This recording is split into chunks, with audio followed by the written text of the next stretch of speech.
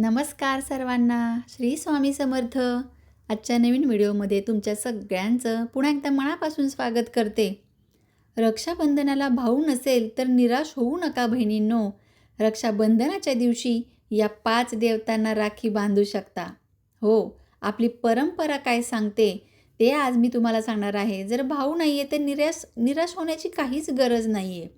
रक्षाबंधनाच्या दिवशी या 5 देवतांना आपले भाऊ मानून बघा संकटकाळी ते कसे रक्षण करतात तुमचं आणि किती इतर मनुष्य आणि मनुष्यापेक्षा देव हे किती लवकर तुम्हाला या नात्याचं बंधन पाळताना दिसतात. त्याचा अनुभव प्रत्यक्षात घ्या. कारण मला देखील भाऊ नाही आहे तर मी देखील याच प्रकारे उपाय करून रक्षाबंधनाच्या दिवशी या देवतांना राखी बांधते.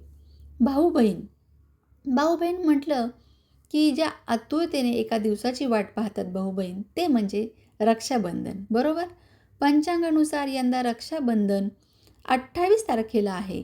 रक्षाबंधन हा बहीण भावाच्या अतूट प्रेमाचा दिवस, बरोबर ना. म्हणूनच मात्र काही धार्मिक परंपरांमध्ये ही गोष्ट देखील ध्यानात घेतलेली आहे की जर भाऊ नसेल तर देवतांना राखी कशी अर्पण करायची आहे. त्यामागे काही प्रथाही आहे. देवतांना राखी बांधताना मनात श्रद्धा ठेवायची आहे, कृतज्ञता ठेवायची आहे, संरक्षणाची भावना देखील ठेवायची आहे. जर तुम्हाला भाऊ नसेल तर निराश होण्याची गरज नाही.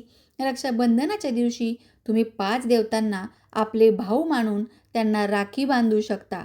हो, चला तर मग जाणून घेऊया या 5 देवता कोण आहेत, याबाबत धार्मिक मान्यता आणि आपली परंपरा काय सांगते. पण तत्पूर्वी प्रथमच आपला व्हिडिओ पाहताय, आजच नवीन चॅनलवर आला असताल तर जरूर सबस्क्राईब करा. सोबतचं बेल बटन प्रेस करा. नवनवीन माहिती साध्या सोप्या पद्धतीने मी नेहमीच आपल्याला सांगण्याचा प्रयत्न आपल्या या चॅनलवरून करत असते. तर आपली परंपरा सांगते, रक्षाबंधनाच्या दिवशी भाऊ काय करतो, आपल्या बहिणीचं रक्षण करण्याचं वचन देतो.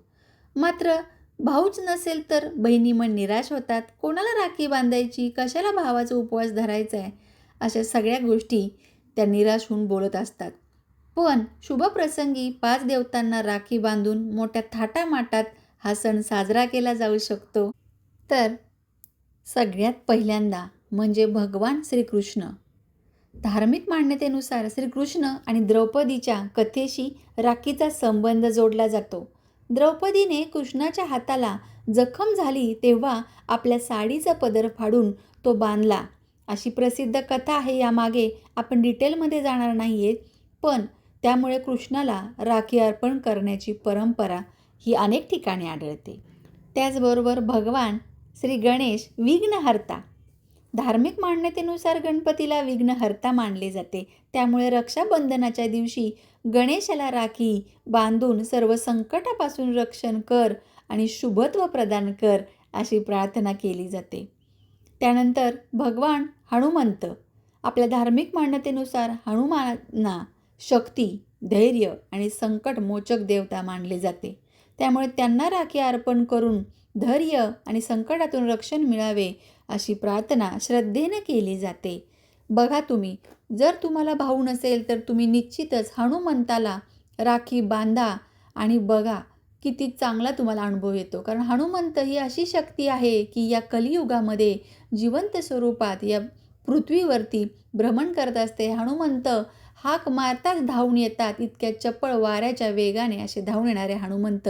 तर यांचा तुम्ही भाऊ म्हणून जरूर आदरातिथ्य करा रक्षाबंधनाला. आणि मग बघा तुमचा हा भाऊ कसा तुम्हाला प्रत्येक संकटातून सोडवायला सज्ज होतो ते. त्यानंतर भगवान शिव. आपल्या भगवान शिवांना हे रक्षण आणि कल्याणाचे प्रतीक मानले जाते. काही भक्त रक्षाबंधनाच्या दिवशी शिवलिंग किंवा शिवप्रतिमेसमोर राखी अर्पण करून कुटुंबाच्या सुखसमृद्धीसाठी प्रार्थना करतात.